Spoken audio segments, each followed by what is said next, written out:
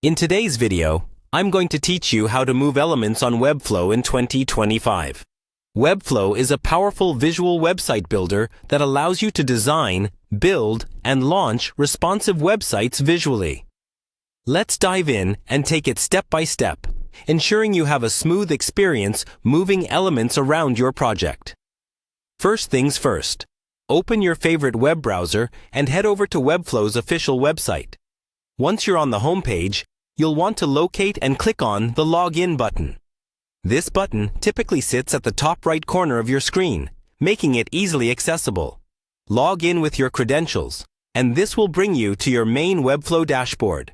Now that you're logged in and on the dashboard, take a moment to examine your current projects.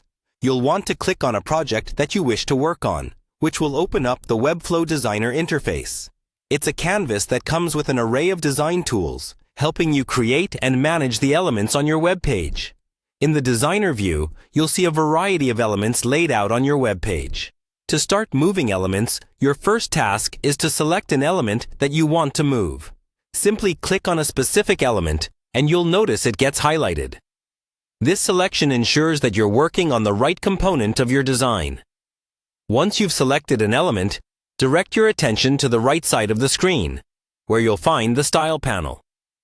Click on Style to reveal a range of options that allow you to modify the properties of the selected element. You'll notice this panel provides extensive control over the styling, such as size, spacing, and positioning. Next, to adjust an element's location on the page, you need to click on the Position option within the Style panel. This section unlocks a set of positioning tools and options, which you can use to manipulate how and where your elements are displayed. From here, you can experiment with different positioning settings, such as relative, absolute, and fixed, to see how they each affect the placement and flow of elements on your page. Take your time to try these settings out and observe how they change the appearance of your web page layout. Each adjustment will offer a visual feedback on your canvas, helping you decide the most fitting configuration for your design needs. And there you have it.